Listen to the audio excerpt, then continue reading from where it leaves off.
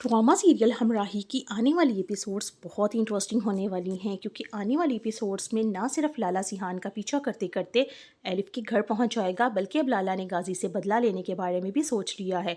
और इस दफ़ा गाजी की सबसे कीमती चीज़ दाव पर लग गई है, क्योंकि लाला भी अब गाजी से उसकी कीमती चीज़ छीन कर ही रहेगा।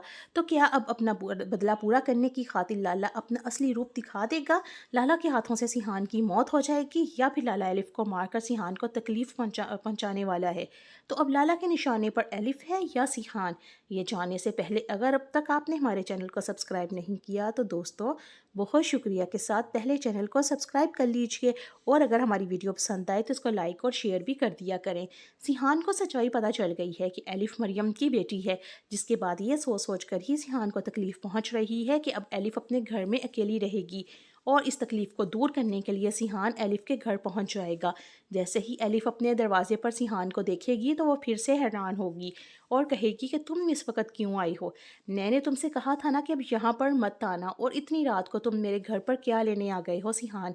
सिहान कहेगा कि मैं जानता हूँ कि तुम्हें किसी के और ख़ासकर मेरे सहारे की बिल्कुल भी ज़रूरत नहीं है, लेकिन तुम्हारी मम्मा मेरी बहुत अच्छी दोस्त थी, और एक अच्छी दोस्त के होते हुए मैं तुम्हें यूँ अकेला नहीं छोड़ सकता। इसी रिश्ते की खातिर कुछ जिम्मेदारियां बनती हैं मेरी तुम्हारी तरफ। इसीलिए एलिफ आज सिर्फ तुम्हारी हिफाजत की जिम्मेदारी मुझ पर है। मैं तुम्हें हिफाजत भी दूंगा और प्रोटेक्शन भी दूंगा। तुम घर में आराम से सो जाओ, मैं बाहर ही बैठा हूँ।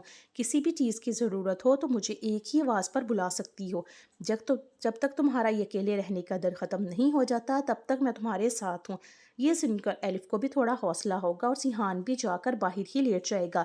लेकिन जैसे ही सुबह होगी तो एलिफ उठेगी और बाहर निकलेगी, तो सिहान एलिफ को देखकर खड़ा हो जाएगा और कहेगा कि क्या हुआ, कहाँ जा रही हो? एलिफ बताएगी कि हाँ, मैं हॉस्पिटल जा रही हूँ ताकि अपना दिल डोनेट कर सकूँ।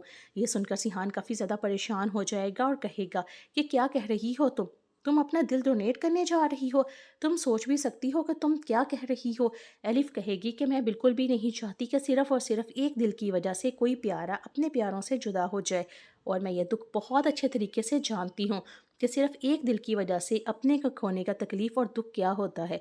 सिहान कहेगा कि तुम अकेली नहीं जाओगी, मैं तुम्हारे साथ जाऊंगा, और सबसे पहले हम मरियम की कब्र पर जाएंगे। इसके बाद ही हॉस्पिटल जाएंगे, जिसके बाद सिहान ही एलिफ को लेकर मरियम की कब्र पर पहुंच जाएगा। जैसे ही एलिफ मरियम की कब्र पर फूट डालेगी तो उसके बाद फ़ौरन ही रोने लग जाएगी और सिहान से कहेगी कि इस दुनिया के हजूम में अब मेरा कोई नहीं रहा सिहान।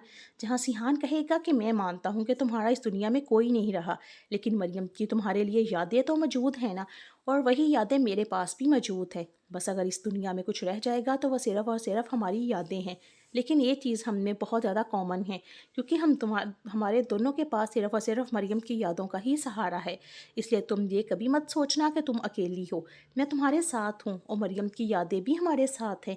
ये सुनकर एलिफ को काफ़ी ज़्यादा हौसला होगा, जिसके बाद एलिफ और सिहान मिलकर मरियम की कब्र पर दुआ मांगेंगे, और उसी वक्त लाला के लोग भी वहाँ पर पहुँच जाएंगे।